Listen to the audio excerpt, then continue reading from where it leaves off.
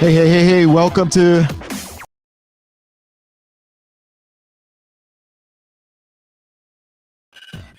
Let's Talk. This is your host, George Zayas. What's going on, everybody? How's everybody feeling out there? Hey, man, we got a really cool show tonight. We got a special guest tonight. I'm really excited about tonight's guest. He's just trying to jump on. We're giving him a second to jump on. But anyway, our guest tonight is from Port Morris Distillery. And his name is William Valentin. He's just going to jump on in just a second. But I want to just give a shout out to everybody that's tuned in right now. Shout out to everybody that's tuning in. And also, I want to say, if you want to be featured on the show on Let's Talk, hey, drop me a PM and I'll do that for you. I'll get you on the show. If you have something interesting, we're putting on all types of people. If you have a talent, if you have something, a business you want to showcase, this is a COVID show. Let's put it that way. I'm gonna call it a COVID show, and I'll tell you why. This spawned out of the need to entertain, and I'll tell you why. Because guess what? There's only so much Netflix that you can watch. There's only so much, Tiger King and Carol Baskin that you can watch. So anyway, that's what this spawned. But listen, my guest, very interesting fellow. He's an owner of Port Morris Distillery in the Bronx. He's turned his factory, which is really, really cool. He's turned his factory into a hand sanitizing factory, because right now this is something very important. And he's helping out a lot of the folks, some of the essential workers and the first responders. Now he's going to jump on in just a second. The company's been around for, I think, roughly 10 years. The name of the company is Port Morris Distillery. It's located in the Bronx at 780 East 133rd Street. I'm going to put up the website so you guys can go check it out and show him some love. And I'll tell you why, because what he's doing is amazing. What he's doing for first responders is amazing, and for all the hospitals and for all the nurses. He's actually putting food together, and he's going to talk to you about that a little bit in just a second when he jumps on. He's just getting his stuff together. But I want to give you guys a shout out. If you're tuning in for the first time, put something in the comment box below. But that's his website right there, portmorrisdistillery.com. You guys want to go check that out, you can. And we're going to talk to him in just a second. And I'm sorry, folks, this is showtime. This is what happens sometimes in real life. Things happen and people, things happen, technical issues. So anyway, I also want to encourage you to subscribe to our YouTube channel. The YouTube channel is Talk on YouTube. Hit the subscribe button, and that way we can bring you more entertainment. I got another guest also on Saturday. I'm going to have every guest Wednesdays, 8 o'clock, Saturdays, 8 o'clock. All right, well, I'm going to continue with the show. All right, so Port Morris Distillery in the Bronx has turned their factory from alcohol, I think it's Moonshine, they call it Pitorro, into they're making hand sanitizer, which is pretty cool. And let me just tell you a little bit about that. They have a lot of different flavors, and I'm going to ask him what is Pitorro. Pitorro essentially is that's something from Puerto Rico, and I think I forgot the name of it and I think he's just jumping on. There he is. Yep. What's going on? Perfect. I can hear you now. All right. Listen, I've been trying to hold the show, man. You've done a good job, I'm sure of it. Thank you so much. And this is William Valentin. Thank you for showing up, man, and for coming on the show. I really do appreciate. Now, I put your website up there on the screen for everybody to look at and take a look. Tell us a little bit. First of all, you're the owner of Port Morris Distillery, and what is it that you do? So at Port Morris Distillery, we're a micro distillery. We make alcohol. I'm one of the owners. My partner, Ralph Barbosa, we're 50-50 partners, and we've been friends since we were kids, riding bicycle together. And we do a product called Pitorro. So Pitorro is a Puerto Rican style moonshine. and it's been done in Puerto Rico hundreds of years illegally. We're the first ones to do it legally in the United States. Okay, and then what was let me ask you a question now. I'm gonna go back a little bit. You and Ralph Barbosa, childhood friends, growing up in the Douglas housing projects on the Upper West Side, right? Yes. Yep. After running a few businesses, what kind of businesses were you guys running, during that time before you got into the Port Morris Distillery? So prior to having Port Morris Distillery, we owned a recording studio. It was a big recording studio, video editing studio, and we got in right before the market crash, or right before that big digital wave where people were able to record from home um, became possible. So we were there for maybe 3 years, and then right before the market tanked, we sold our studio to a pretty well-known producer, which was God sent, because right after that, studios kind of tanked. Wow. Okay, so this was kind of like heaven sent almost for you to bail you guys out.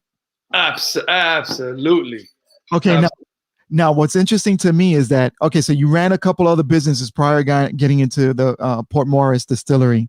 Uh, you guys are entrepreneurs essentially since you guys were kids. You was always looking for an angle. Always looking for an angle. I remember my at 15 or 14, 15, my cousin owned a real estate business, right? He owned a real estate business, and he had me answering the phone, and then he started telling me, "Listen, go show this apartment, go show that apartment," and I would show apartments, and I would get a commission for showing apartments for him. I was 15 years old, and I think at 17, I rented my first commercial property, which was a Chinese restaurant. And I did it all on my own, with his tutelage. So we've always been doing something since the age of 15. Okay, so you always had that entrepreneur mindset.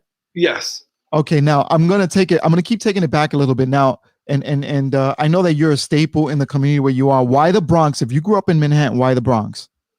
So first of all, when we first did our recording studio, we were looking for nice warehouse areas. And we found the Bronx, and we fell in love with that kind of area, that Port Morris area. And we were actually the first tenants in the building that we were in. And then we bring a bunch of tenants with us. So every time the landlord would rent his one of his spaces, he would come and rent next to Billy and Ralphie. So we made this kind of artistic hub in this building that was only a warehouse, and that went really well for the landlord. Actually, we're still friends. And then we took another vacant warehouses where we have Port Morris Distillery now, and we did the same thing. We kind of converted it into from a vacant warehouse to kind of an artistic loft type of place, and the landlord there, the same thing. So we've always been one of those go-getters. Isn't it funny though that your earlier experience in real estate actually helped you later on for what you're doing right now? Well, absolutely. So me and Ralphie both are investors in real estate. I bought my first property at the age of 23. I bought my first property at the age of 23. Yeah, in Harlem. Yeah, most people at 23, they're still trying to figure it out. They're still hanging out, clubbing, and doing all kinds of crazy stuff. So 23 years old to have a property, I mean, that's really impressive, and also it makes somebody more attractive, if you know what I mean. Yeah.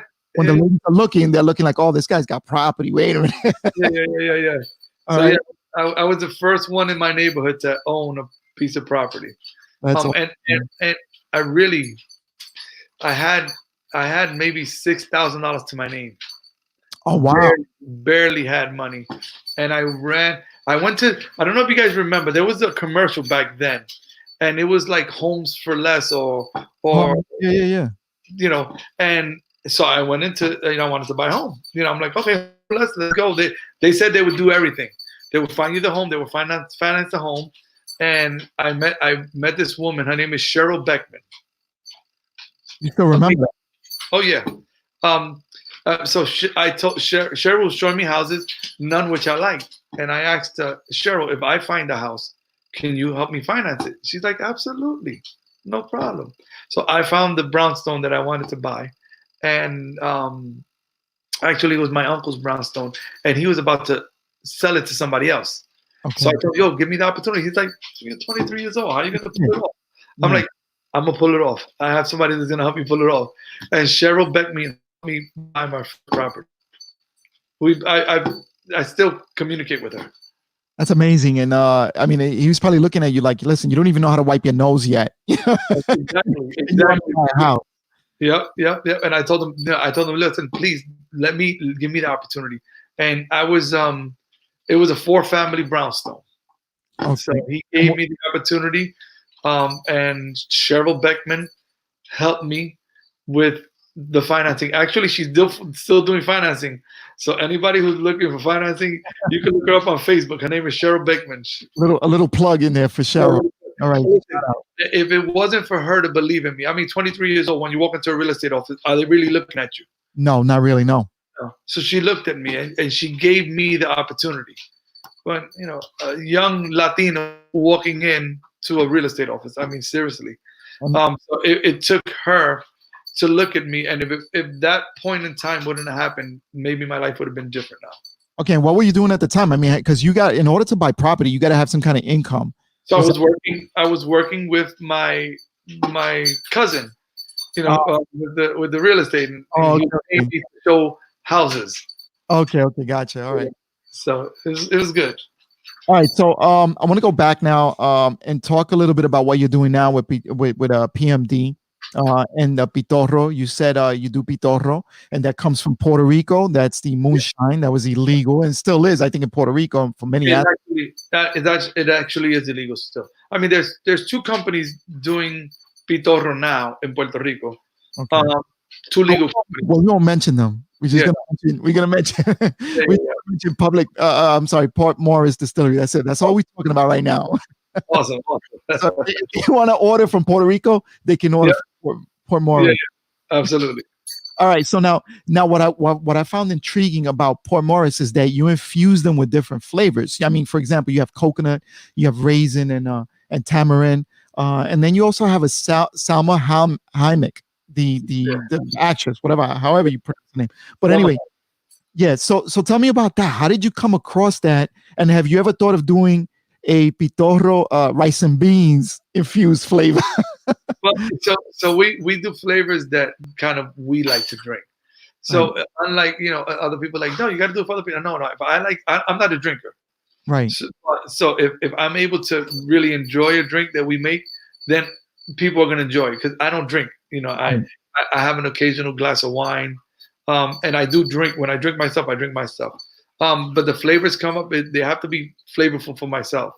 And we our flavors. I'm actually the one that comes up with the flavoring, and I just like to play with different flavor and different textures. So we started with our first flavor, which was the Shine, which was straight up, and then our second chance was the aged. So we're the first one to barrel age a moonshine. Okay, wow, interesting. So still nobody does a barrel age. So we do a nice barrel aged moonshine, which is really, really good. So we age it right now. It's up to 4 years in American oak barrels. And then, our business was flatline. Like, it wasn't great, but it wasn't bad. I mean, it was barely paying the bills. Both me and my partners hold day jobs or held day jobs when we first opened up the distillery. 1 minute. Ivy, stop. I'm sorry. I have a dog and she's nibbling at my feet, trying to play, and I'm like, I can hear in the background. I can hear like the chain or something. Yeah. I'll send her away. That's fine. That's fine. You could leave her. It's okay. If she wants to stay, she can stay. That's cool. Okay. I love dogs, so it's okay. It's all good. Yeah. It's all So we were hanging out one evening and we were coming up with flavors, and it was during a holiday, and we had a coconut flavor that we were working on, and we had a cinnamon flavor that we were working on. So I told my partner, I said, listen, wait 1 minute, and I went and I blended both of them, Mhm. When we both drank it, we were like, "Oh my God, we're on to something! Like we're on to something." So Okay. that Friday when we opened up, we gave all our guests the taste of the coquito, and Okay. everybody loved it. And like a month later, we launched it, and it's been The heaven number one, one of the number one sellers. number one seller. Yeah, number one seller. We sell the coquito all year round. Yeah, and that's the, you know what? I'm not a drinker either, but if I'm gonna go and try it, it's probably gonna be the coquito because I think being from Puerto Rican background as well, Yeah, we're into that coconut, we that's why we infuse that into a lot of things that we do. And yeah, coquito, I'm sorry, I'm not a drinker, but come Christmas time, yeah. you gotta have that coquito. Yeah, yeah, yeah. You need it. You need it. Definitely. It's just a part of our tradition. It's just like saying I want pernil y Oh, yeah. pasteles. You Yeah, know, definitely. That's part of it. we want it for our stuff. So that one was one of the flavors that really took us over the top. And we're grateful that we came up with that flavor. And now we have other flavors. We have habanero. That's what we make the Selma Hayek with. And it was just me. I was cooking habaneros here, to cook at home. And then I tasted the water. I'm like, wait, and I could do something with this. This is really good. So we took it. I took it back to the distillery. We started blending some habanero with our pitorro, and then we're like, all right, we got to make a drink for this now. And we made the Salma Hayek. So it's really spicy and and tang at the same time. So that's why we called it the Salma Hayek. Oh, because that reminds you of her as an actor. We have that real Mexican fusion. That's pretty interesting because the stigma behind the hot tamales in Mexico. Yeah, So exactly. that's So a, that's why we did that. okay, cool, man. That's awesome. All right, and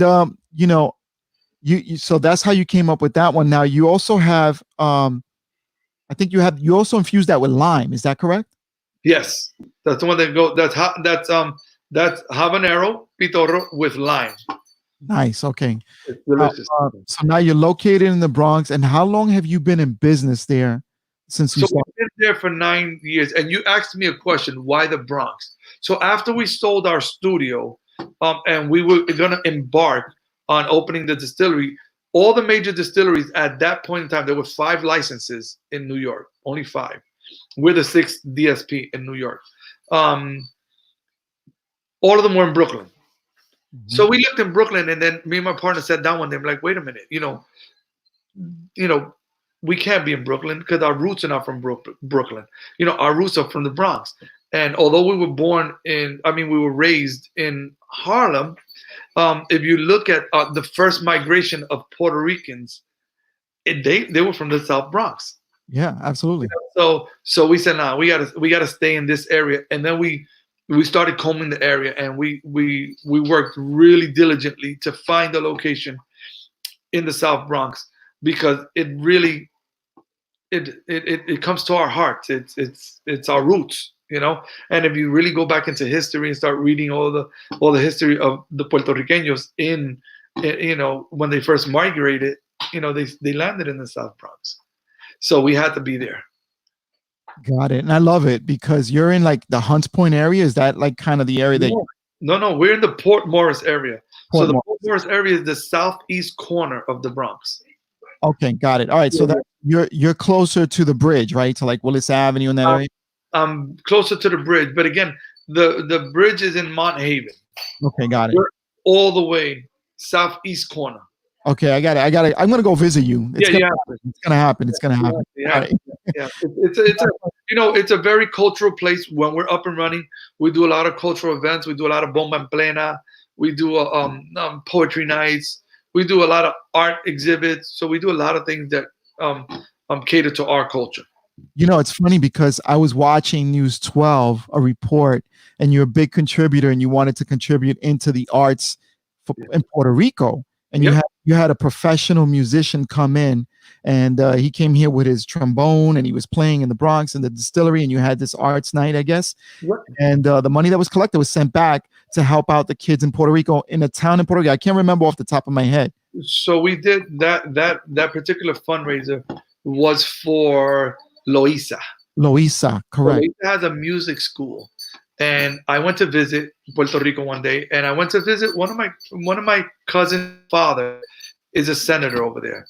So I said, let me go visit. I went to visit, and so I'm at the capital of Puerto Rico, and we're in his office, and I hear I hear the dilemma, his problem.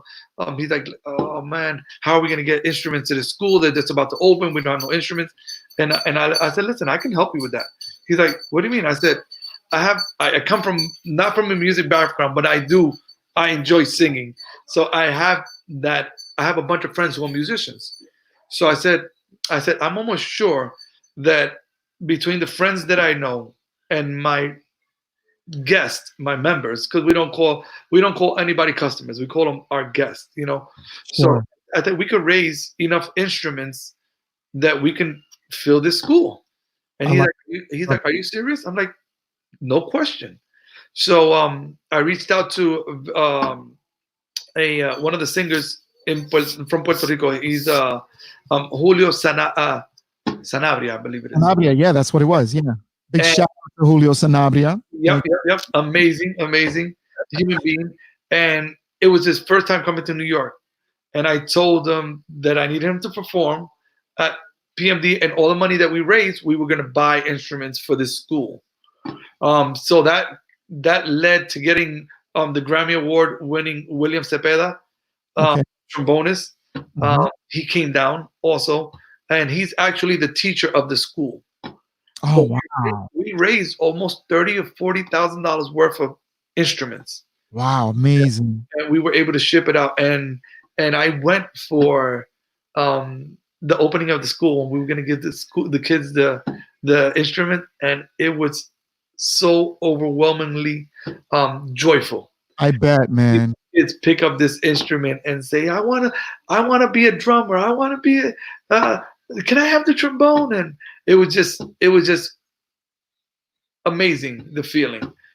You kind of sometimes you feel like you're having too much joy in giving this. You feel kind of guilty because it feels so good. Yeah, because giving sometimes it's not so much for the person receiving; it's more for the person that is giving. Like I feel when I give, it brings me joy, man, and it's almost selfish, but yeah. So we were really happy with that movement, and actually they invited me to the first show, which was amazing. I wasn't able to go, but I saw it, and the kids are doing amazing. Actually, they just called me to see if I can help them out with another fundraiser, because there's more. So those kids are getting advanced, and there's new kids that want to come into the school. And I said, well, we were going to do it, and then this whole coronavirus hit and kind of set us back. But so hopefully having this platform right now, maybe some people can go on to your website and maybe have a donate section there, or they can come down to when we do finally open up. Yep. And that's the point, Willie. William, for me, the reason why I opened up this particular platform right now is because I want to showcase people like you, people that are in the community that give back, and people that are pretty interesting and that I think that are special. What you've done in a short period of time in your life, you've actually made an impact. And that's to be commended, man. And, I really appreciate that. And I find that very interesting. And I'm sure those kids also appreciate that. Yeah. I mean, it is something very amazing.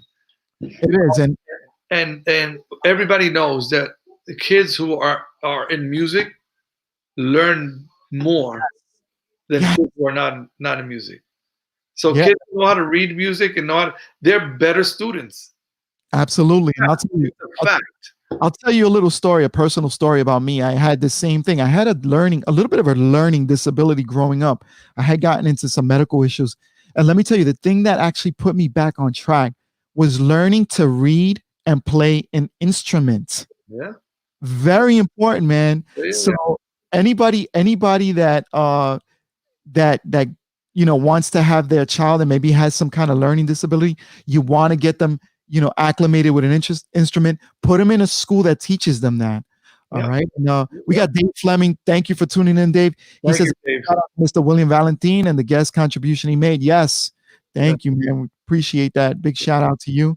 Also, Lisa Ramos is on there. She says, "Thank you for doing uh, for what you're doing for the first line responders and so on." All right, we'll speak about that in a second. I don't want to just let the cat out of the bag just yet, because I'm being methodical. I want to build up to that, because this is something that I found very, very. And we spoke earlier a little bit, and I want you to touch on that. But let me go into this first. How did you start, and what prompted the idea of a moonshine business? Out of all the businesses, you picked the one that's illegal. Oh, yeah. So, we've always Just a been little bit. in, So in, what about in that? entertainment. Like we always been associated with something that's entertaining. Okay. So while we were having our studio, we would always have a little bit of the moonshine that we used Okay. to bring from Puerto Rico. Don't tell nobody. No, won't leave this area here. We won't leave this, the World Wide Web. So like every Puerto Rican family, you try to bring pitoro from Puerto Rico. I mean, Yeah. the airport confiscates thousands of gallons of pitoro trying to get into the state. But when you get it here, it's it's a plus. So we used to always drink our pitoro, and one day we knew that this business of the recording studio was going to come to an end. It had to. So we were just thinking of the next. What are we going to do next? What's this next business? And it wasn't my idea. I wish I could take full credit for it. My partner comes to me one day and he goes, "I got it. We're gonna make pitoro. We're gonna have a distillery." I'm like, "You're crazy, dude. Come on, are you serious?" He's like, "No, serious. Look." And he opened up a computer and he showed me that there was 5 legal distilleries. One that was owned by a Puerto Rican guy. Mm. So we're not the first Puerto Rican distillery. Okay. He's no longer in the distilling business. I mean, he had to close his doors.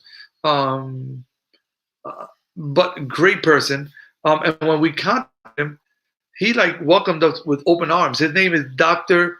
Rene Hernandez. I know Dr. Ray Hernandez. He had Oh, Can I mention that? Can I mention Absolutely.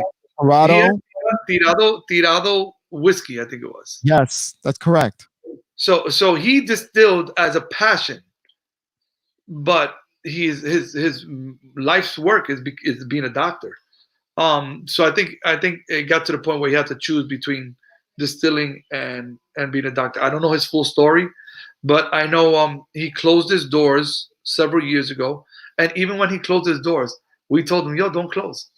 I said, "Come to our location," and he'll tell you, "Come to our location.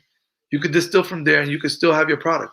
But I think he was at the point where he just had to close those doors. But great person, because he opened his arms to us. And he showed, we used his lawyer, Mm. and he showed us what we needed to do to start. We just, between me and my partner, we think so huge, we think so big that we couldn't start, small. So we were just going for it. You're gonna do it big. Yeah, we did it. We got a ground floor location. We visited different distilleries, and I got to tell you, every distillery that we visited welcomed us with open arms. Everybody was so friendly. The minute they knew that we were going to open up a distillery, they gave us information, and it was a very smooth process. And that's funny, because that's the competition, and they're actually saying, "Hey, welcome, come on in." Yep. So for us, there's no competition. That's why when I told you there's 2 distilleries in Puerto Rico, I don't mind even saying their names. I didn't mind saying Dr. Tirado's name. There's really no competition. Everybody is working towards a common goal.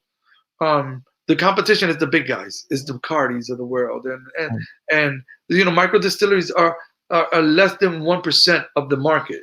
It's not like breweries. Breweries hold, I think, is 7% of the market, which was a big hit for big breweries. But for us, we're so minute that having 5 or 6 people doing pitoro doesn't bother us, because we can't give the whole world pitoro.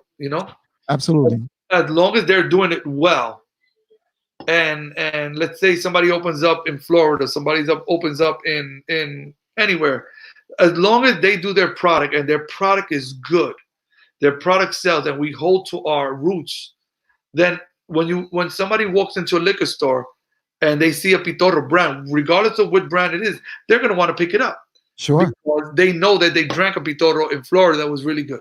Yeah. And again, the website, if you want to go check that out, is portmorrisdistillery.com. So if you're tuning in right now and you want to go check out some of the flavors and some of the stuff, he has infused flavors, and that's something that's unheard of. And just to see that, and then I was reading up on it, I was like, oh my God, I'm not a drinker, but I'm like, I think I'm gonna start drinking. It sounded so good. I mean, but I mean, and I kid around, but I definitely would like to try that, and I'm definitely gonna come down and visit. And you also offer tours at the distillery. Tell us a little bit about that. So we do tours and tastings. Our tours are Fridays and Saturdays, I believe. And we tour we show you how we make it. We bring you back into the back. You can look at the still. If you're lucky and we're just distilling that day, you can see the operation completely. But we tell you our history. We tell you where Pitorro came from, how people started to infuse it. So there's a lot of different stories that you gravitate to that day. So if you're Puerto Rican, you love to be there because it's a part of your history. All right, let's go check out. I'm sorry, go ahead. Yeah. Go ahead. If you're not a Puerto Rican, you learn about our culture while you're there. And you know what's funny, William, is that a lot of people like coquito. They know what it is, even people that are not Puerto Rican, as you say. Yep. So this is the website here. You can go on to it. You can check it out. And there's some links there that you can go to, the story of of the company. Let me see if I can pull that up. Give me 1 second. I think let me go back. Let's see if I can bring that up. Okay, here we go. All right, so right now you can see the different, you have tours, the story. Let's go to the liquor store. Let's go to buy. Just show some of the things there. Let me see where it's. Oh no, okay. These are the locations. So okay, so if you can't get out, there's a bunch of locations there that you can check out. They're all listed here for you of distributors of stores. I'm sorry? Those are actually stores. Stores, that's correct. Stores. So you can link in and see which is the store closest to you that carry our product. Okay, and then where can I see where do I hit buy bar menu? No. Go to buy now. Okay. And click on buy now. And you should have your online store. There you go. All right, and this brings me to the next subject. You also have this right here. You have vodka that you also produce. Tell us a little bit about that. So, Al Punto was really our first brand that we were going to release. If you notice, it is really sleek and kind of sexy bottle. When we once we got to the point where it took us 2 years to get our license. So we were paying rent for 2 years, electricity 2 years, all the bills associated with renting a location for 2 years. So by the time we got our final license, we realized that we were out of money. Oh, okay. And our first brand was going to be Al Punto, but to manufacture it, it was going to be another like $27,000 or $37,000. It was a number that we didn't have. Wow. The bottles were coming from France and they were printed on.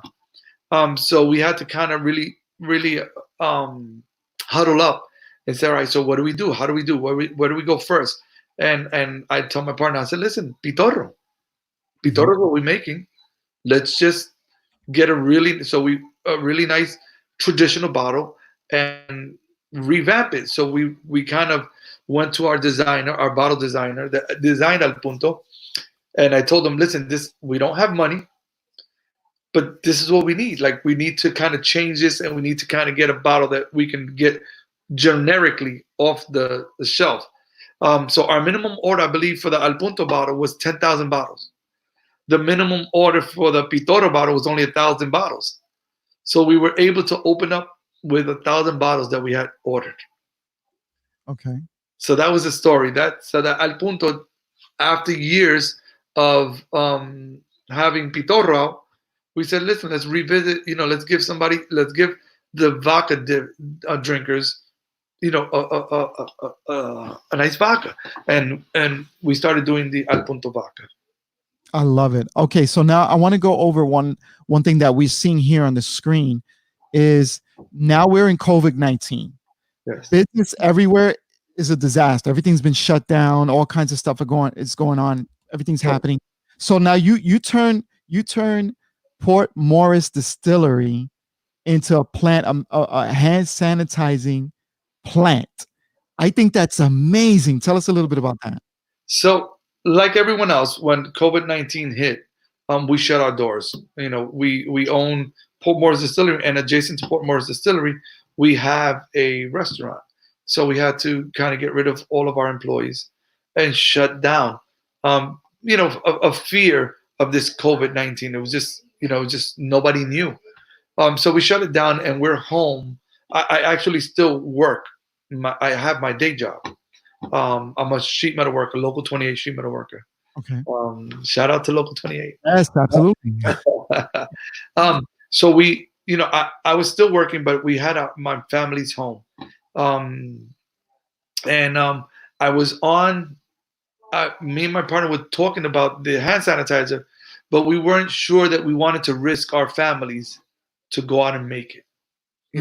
We did. It was just one of those things like, do you risk your family to do this hand sanitizer?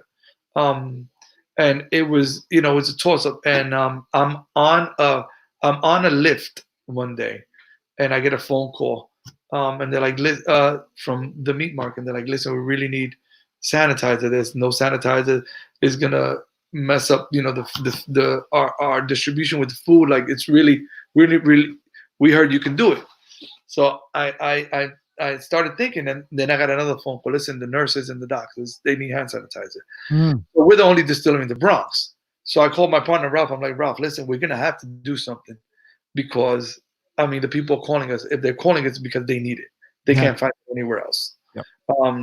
So let's start researching. So we started researching, and we realized that most distilleries, or most people, there was a lot of sanitizer out there, but it was very expensive, like very expensive.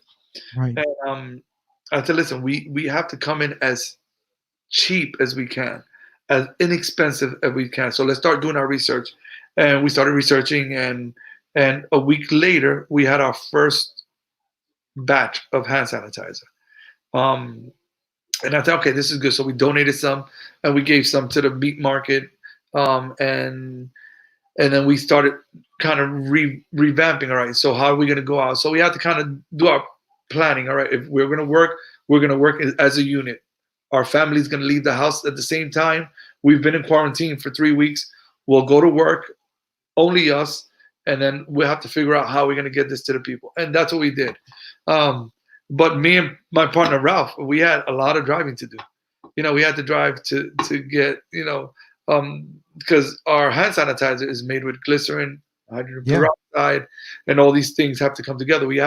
Our recipe comes from the World Health Organization. So me and Ralph drove 6 hours one way in the truck, 8 hours another way in the truck to get all these components together.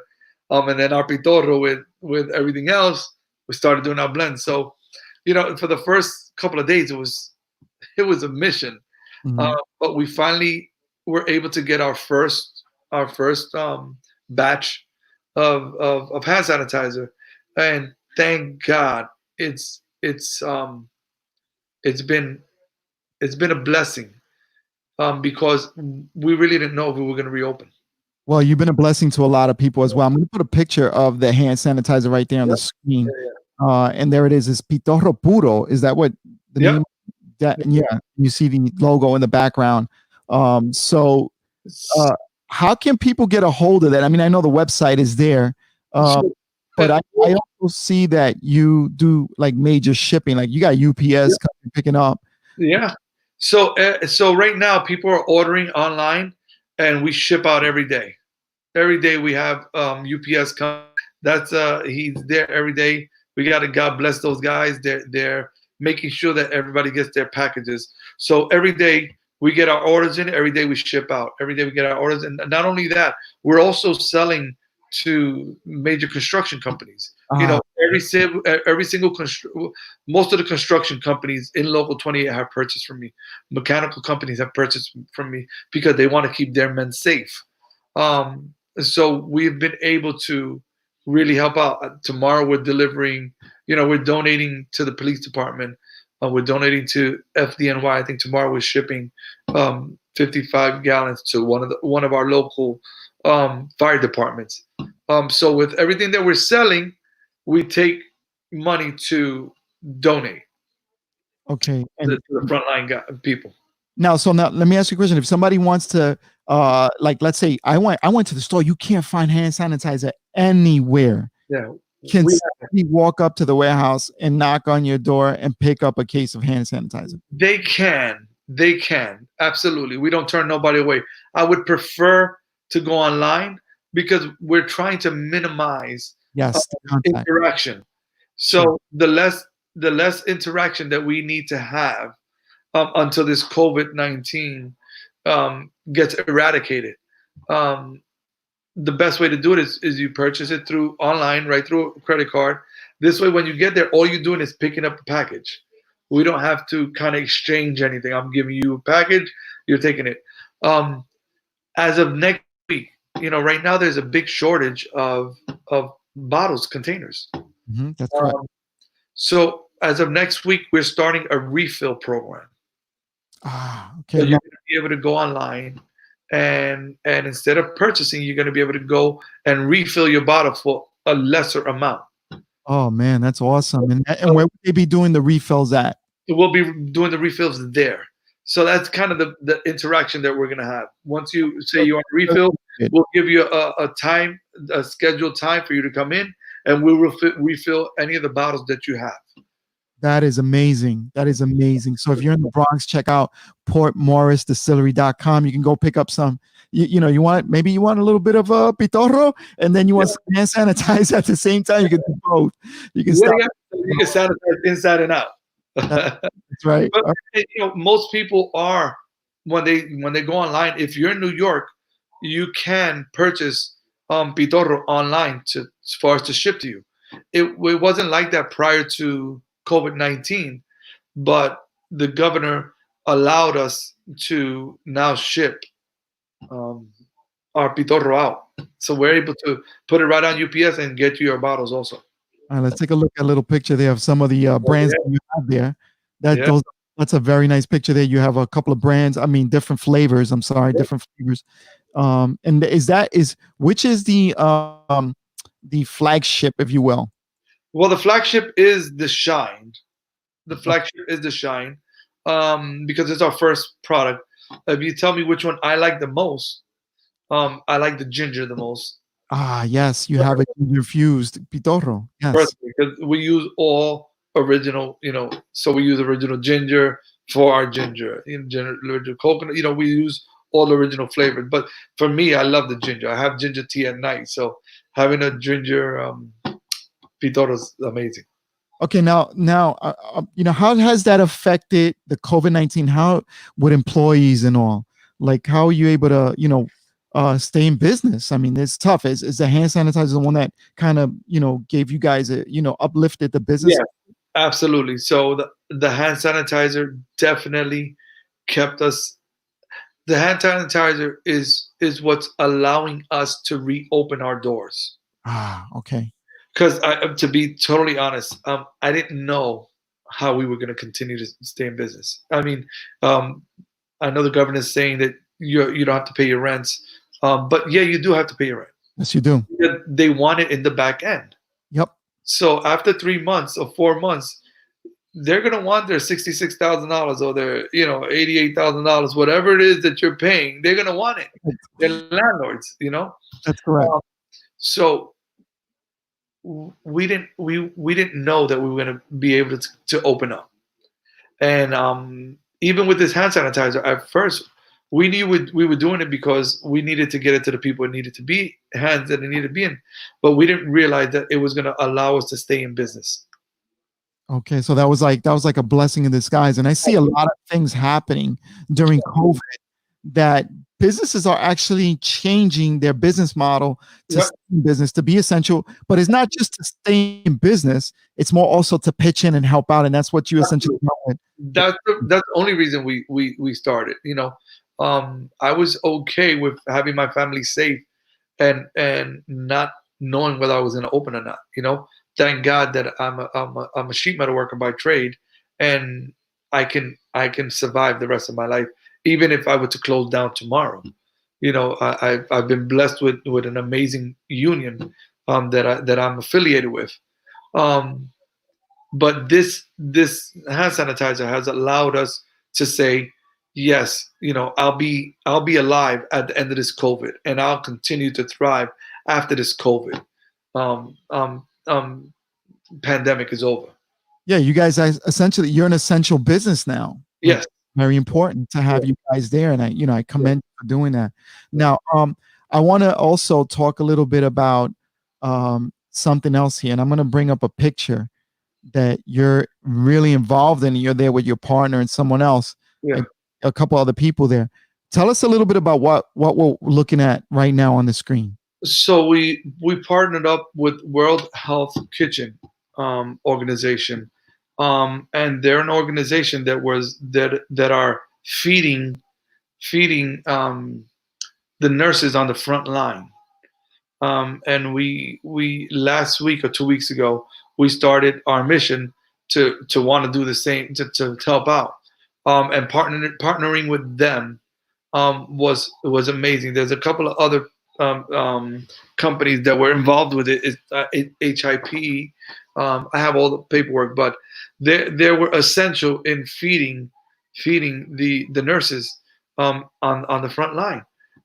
So we wanted to make sure that I bring two of my chefs back, and we wanted to make sure that we got them good food, really good food, nutritious, healthy, and good tasting, like comes out of a Latino kitchen. So in that picture, you have two of my chefs, and you have my partner and myself. And yeah, every day we send out 250 plates of food Wow. to a hospital in the Bronx. Wow, that's amazing, Yeah, amazing, amazing. yeah, And that's I think that's really appreciated because when you're in the front lines and you're dealing with this thing with this monster of a pandemic, you don't have time. These nurses are putting in like really extensive hours. They're putting, yeah. 18 hours a day. They don't Absolutely. have time to go out and grab, like somebody grab a slice of pizza or go get a Yeah, plate of food somewhere. So this bringing them, what you guys are doing is just, is commendable. yeah, yeah. And We just needed to get them. I need to really thank my wife. She's been spearheading that side of the business with the food. Is very passionate about it, and I'm glad I'm not one of the cooks, because she's tough, man. And so like I said, this is a family business. I have to also thank Kelsey Barbosa. She's my goddaughter. Oh my God, she's an amazing young woman. She's the one that has head up all of our online store, all of our internet pictures that you see. She's the one that takes care of them. And so all these people, without these moving parts, we wouldn't be able to do what we're doing. So again, like I said, we move as a unit. Families leave the house together. My son, my wife, myself, and he leaves his house with his daughter, her boyfriend, and him. And every day we leave the houses together. We work till we can't work no more. Then we all leave together. So we're trying to keep our family as secure as possible, but sure, get the workout that we need to get out. sure. And this is your partner here. Partner Ralph, yeah, Yeah, Ralphie there with the sitting down there. yeah, Uh and I like what you did there with the background. Is that in the warehouse that you have? You yeah. like Old San Juan. Yes, yes. So that's so our when you walk into our tasting room, it's like you're walking into a street in Old San Juan. We have Yeah, I love it. 4 or 5 buildings there, and they look like real buildings. And so when you walk in, you feel like you're in Old San Juan.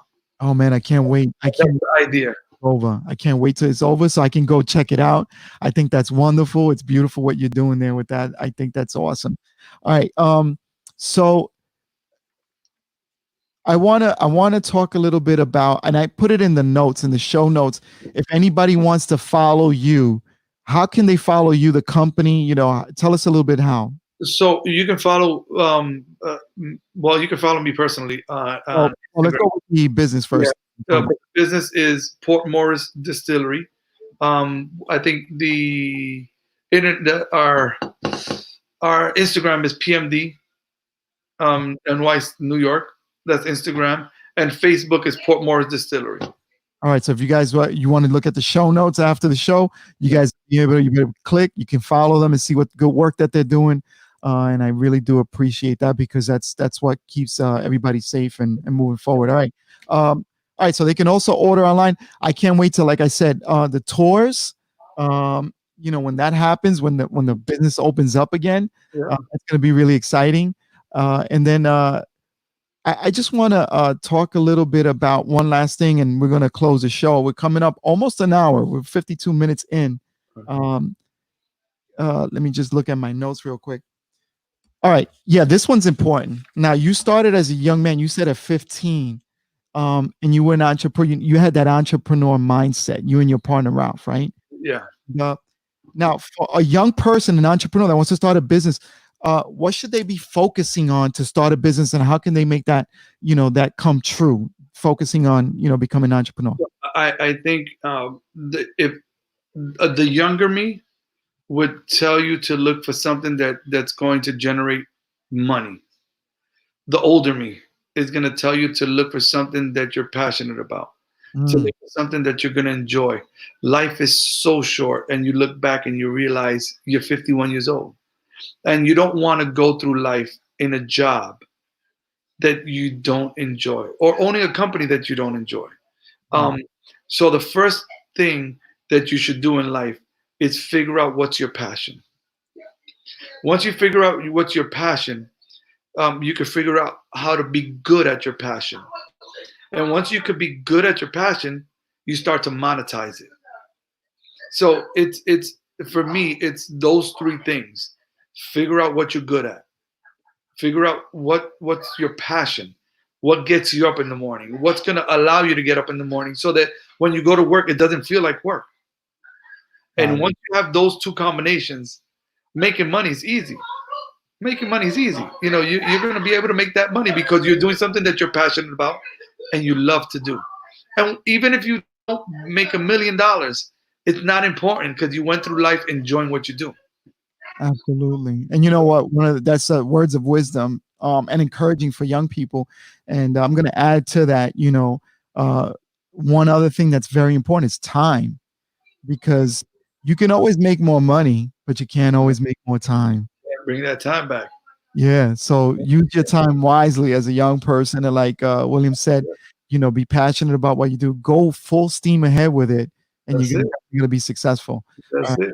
And once you found that passion, it's a wrap. You're successful, because success doesn't mean how much money you have in your pocket. Right. Success is how your life is living, how you love to live your life. Right. The quality of your life and inside the inner peace. Absolutely. Absolutely. Okay. So, all right, Willie, I want to thank you for, stopping by tonight and sitting here with me and chatting and for the people watching, I appreciate you guys for tuning in and checking it out. We hope that you enjoyed the show. If you do, give us a like and a click on the way out. Share this link for other people to know a little bit more about Port Morris Distillery and the good work that they're doing in terms of, if you like pitorro, hey, and flavored infusion pitorro, go check them out at portmorrisdistillery.com. And if you want to get some hand sanitizer, go online, order some. I put the link in the show notes as well. You guys can go check that out as well. And that's another thing. So, and then the good work that they're doing as well. For the frontline people, the essential people that are working out there, the doctors, nurses, firemen, and cops, just also giving back to the community. William and PMD, thank you so much, man. Again, for what you do and the contributions you made. And I just want to say something, William. There are three types of people on this earth. There's one that make things happen, two that watch things happen, and the third person that wonders what the heck happened. And we all know which one are you.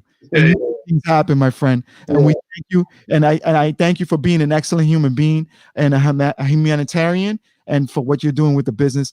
Thank you so much. I gotta definitely visit you. And yeah, when you gotta come. we're gonna stop by and we're gonna shake hands, hopefully very, very soon. And I'm gonna go pick up some coquito and some hand sanitizer. That's gonna be a good combination. There you go. That's right. So anyway, so thank you so much, man. It's I my pleasure. I appreciate you. And if you guys want to tune in, again, check us out. It's Let's Talk. Give us a like, follow us. We're gonna bring you more people just like William Valentin and PMD. And we have to say thank you to J.R. Star for putting us together. Yeah, big shout out to J.I. Star. He was one of my guests. I think he was my third guest while doing Let's Talk. Wonderful man as well. And we thank you, J.I., for hooking up William Valentin with us as well. Yeah. So with that being said, I want to thank everybody. Want to thank again, like I said, PMD, William Valentin, and thank you, the fans, for tuning in. We'll see you guys next time on Saturday, 8 o'clock. We'll have a different show for you guys, and here on Let's Talk. Take care now.